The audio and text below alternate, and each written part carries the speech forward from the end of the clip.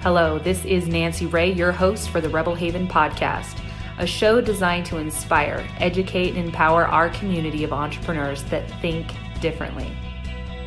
For as in the words of the great and late Steve Jobs, the ones who are crazy enough to think they can change the world are the ones that do. Liftoff. We have a liftoff. 32 minutes past the hour. Liftoff on Apollo 11. I have a dream that one day it's one small step for man, one giant leap for mankind. Hello and welcome, my fellow rebels. This is your host, Nancy Ray, and today for our expert interview, I have Miss April Henry joining us. She is a mental health coach, and the reason I have asked April to join us is because I know this time of year, it is not uncommon for people to have a lot of the old, ugly experiences of anxiety or depression, any sort of mental health issues getting triggered by a lot of experiences with family or expectations around what the holiday should look like. And April is a badass, and she's definitely a rebel. You know that just by looking at her and hearing her speak. And so I brought her on to open up this discussion. So welcome, April. Thank you so much for having me. Awesome. So jumping in, what led you to do this as a business? How did you become a mental health coach?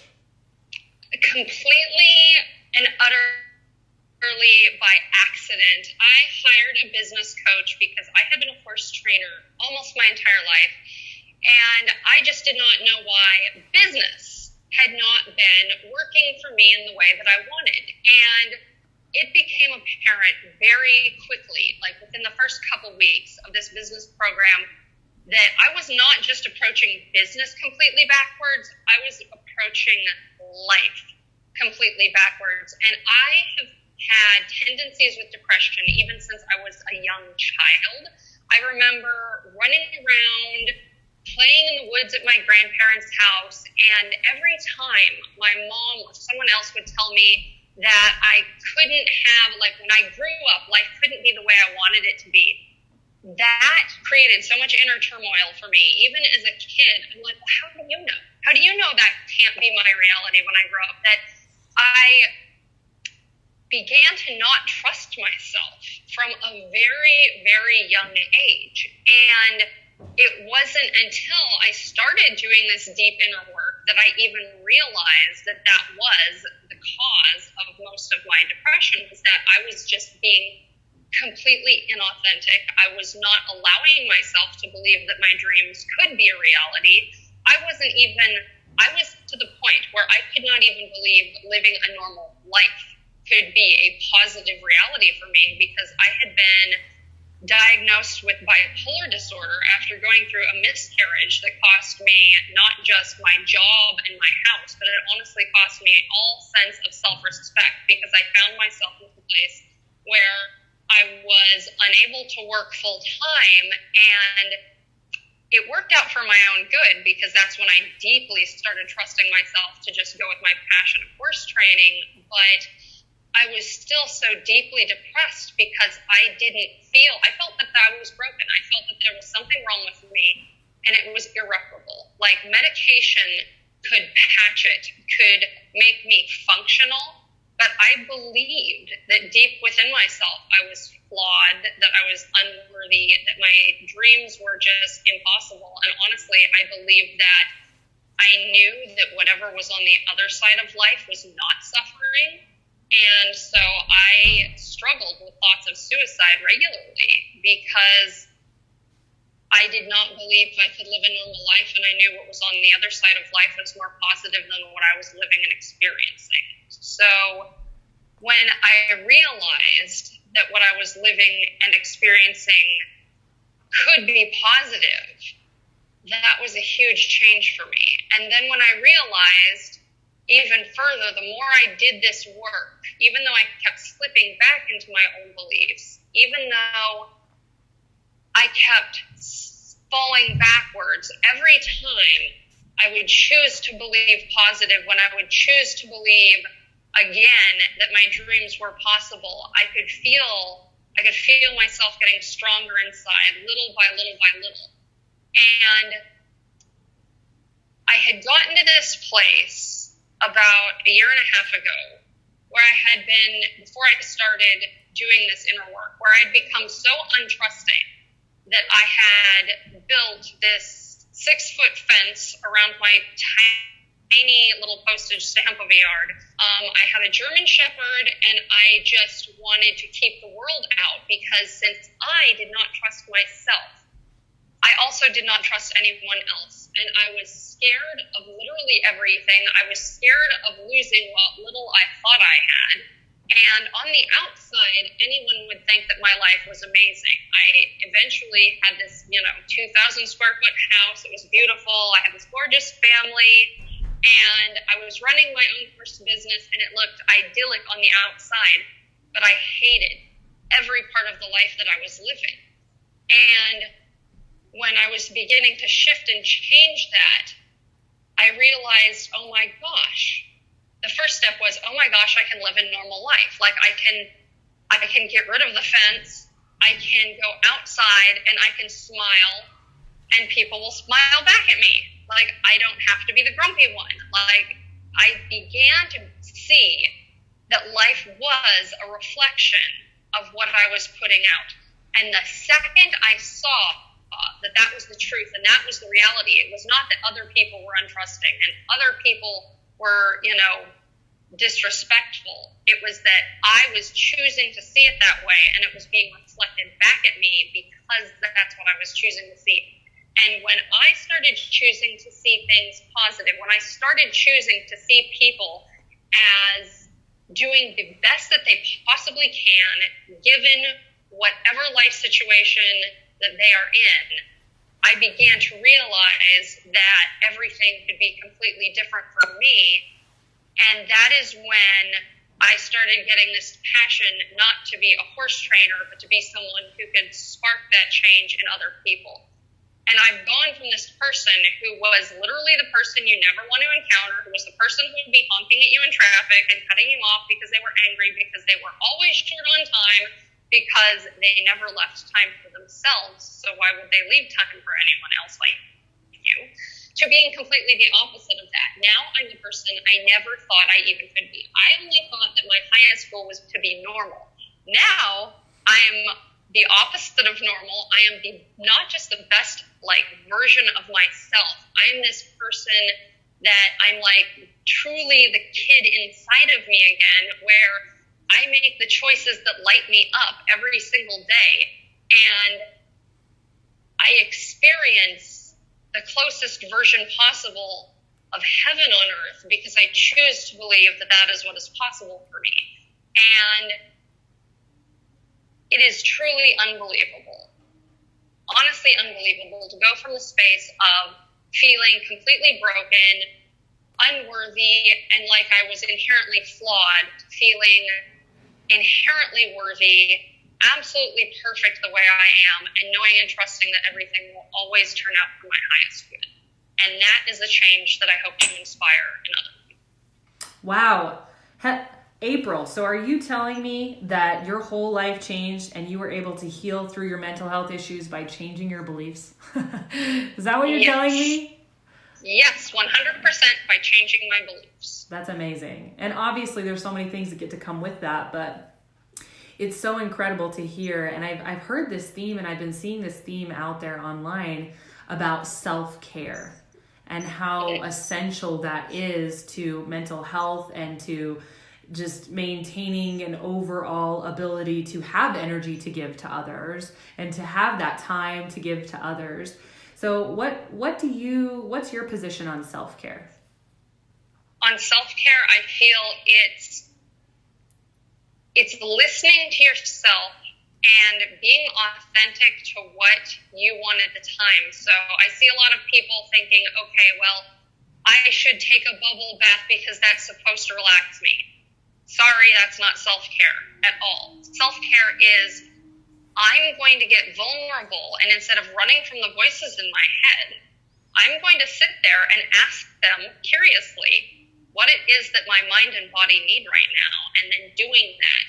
And to most people, that terrifies them, first off, because they've been told not to listen to themselves.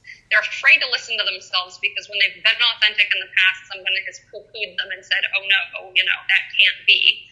And so they've built up this fear around listening to themselves, but really that's where it begins, is when you listen to yourself and give yourself permission, and if no one has, I'm giving you permission right now, to do whatever it is that your mind and your body are asking you to do.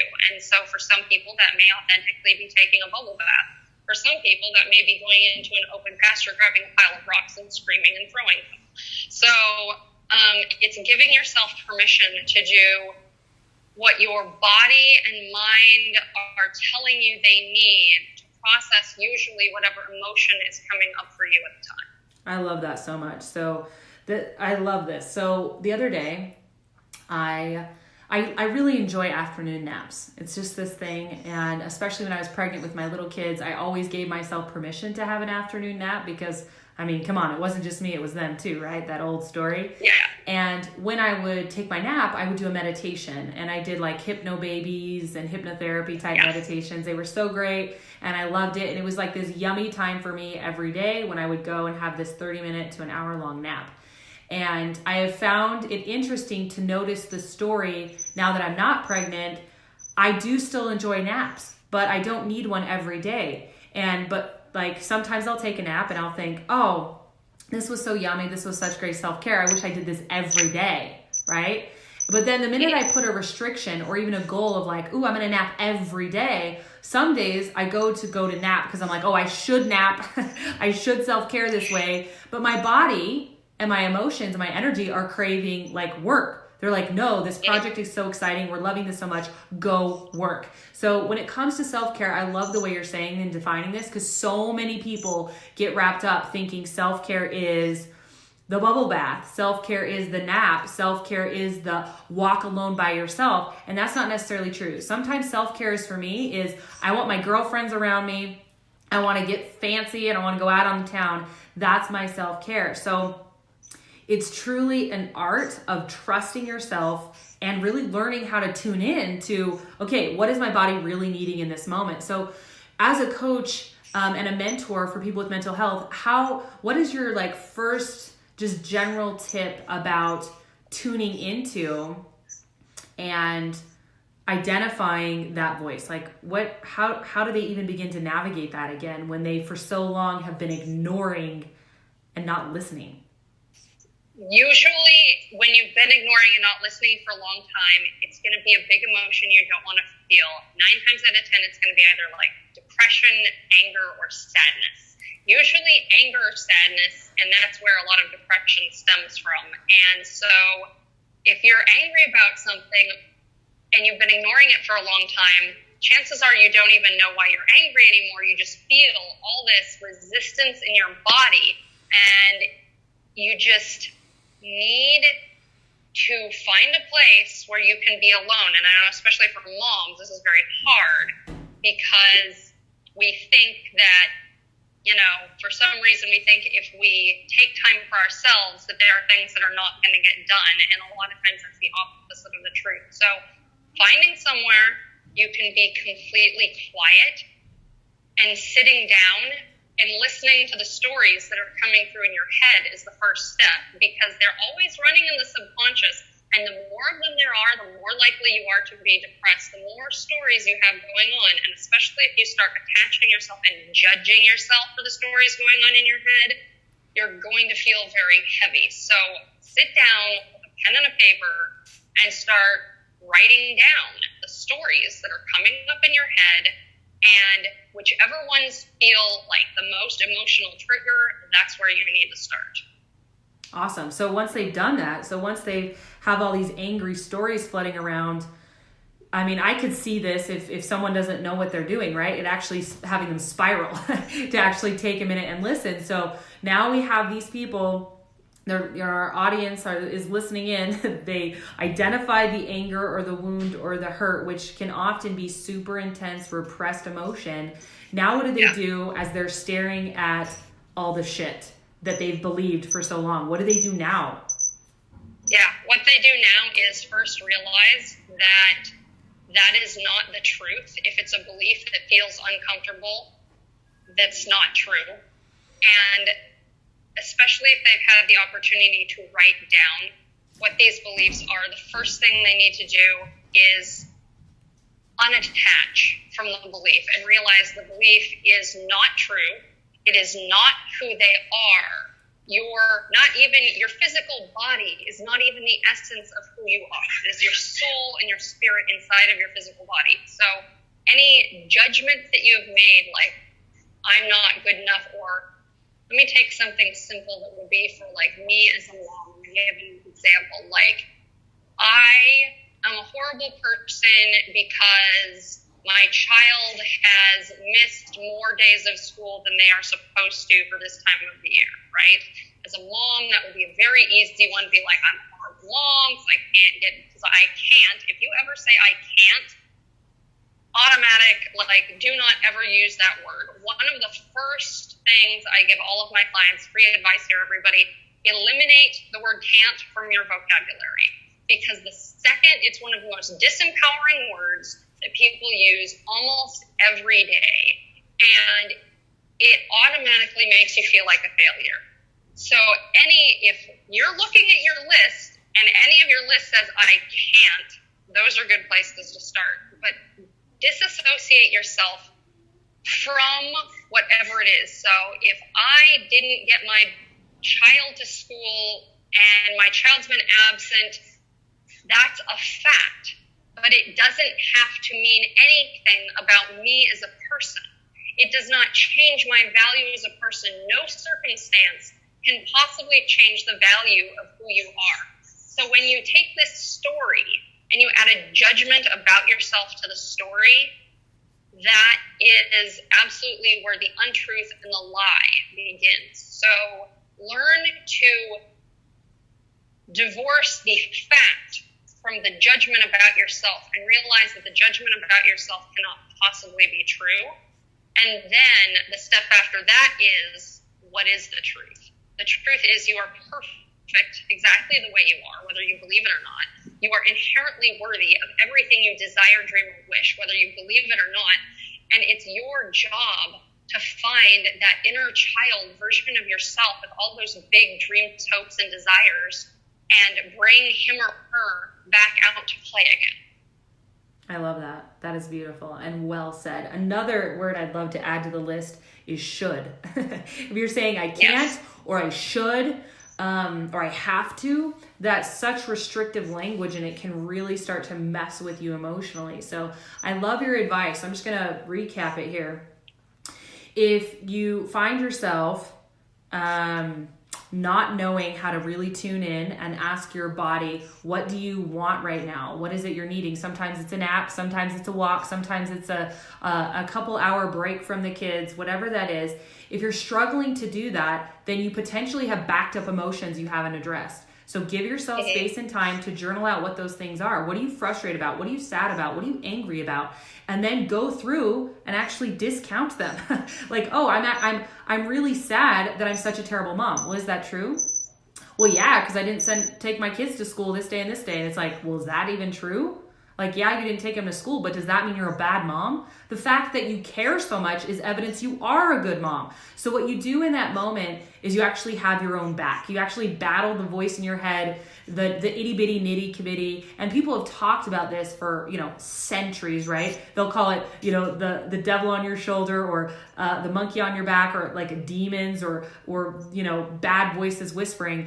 Actually, that's what I really believe is facing your fear. One of the biggest fears is that voice true? And when you face that fear that's inside of you, that you're a bad mom, or that you suck, or you're less lovable because you gained weight over the holidays, or whatever the bullshit is, when you face it and actually, it's like taking the sword of truth and slaying the dragon. Slay that dragon, face it, and believe you're worthy of setting up the time in your schedule, the space, whether it's having your spouse or sister or family member or neighbor, watch the kids or manage other duties so you can take that time, or even get up early or stay up late in the night after kids are in bed, and carve out that 30 minutes to an hour to really open yourself back up to listening. What is going on for me? And as we do that and we slay those dragons, we're able to hear and tune in with our own inner voice more, that's saying, okay, right now, what we really get to do is take a walk. or go to the beach, or just lock ourselves in the bathroom and do some deep breathing and drink some water, right? Like actually tuning in and listening, that's the ultimate self-care, is caring enough about self to listen to self. Absolutely. And I love the way you say slaying the dragons, because I really do believe that inside everyone is their own superhero. And you bring that out of when you get vulnerable and willing to listen to your fears and your insecurities and give yourself what you truly need. That is when you bring out your inner superhero. Boom. I love it so much. So that being said, April, as we wrap it up, I always love to ask the question, if you had one more thought or piece of advice for our listeners here, what would that be? Do not wait. Don't wait another day. If I had waited to work on my business another 5 or 10 years, I may not be alive today. Do not wait. If you are feeling depressed, or even if you're not, even if you just are beating yourself up, even if you are not depressed, just don't wait. Don't wait to embark on your self-care journey, or whatever it is, whatever transformation or whatever transition you feel is coming up for you next in your life. Everybody is continually going through transitions. Whatever that transition is for you, whatever your intuition is leading you towards, don't wait. Do it now. You will never regret doing it now. You will only ever regret waiting. Wow, such powerful ways to send us off. Thank you so much, April. Remember, you heard it here first. Don't wait. It's time to just take that action and move forward. You can find April. Where can we find you, April? You can find me on Facebook at April A. Henry, Instagram as well at April A. Henry. And right now, my website is aprilahenry.com. Awesome. So April A. Henry, all over the social media platforms. I'll also tag her in this recording. Thank you all so much for joining us today. Thank you, April, for being here. And as always, remember, whatever it is that you're dreaming or envisioning for your life, it is yes, absolutely possible.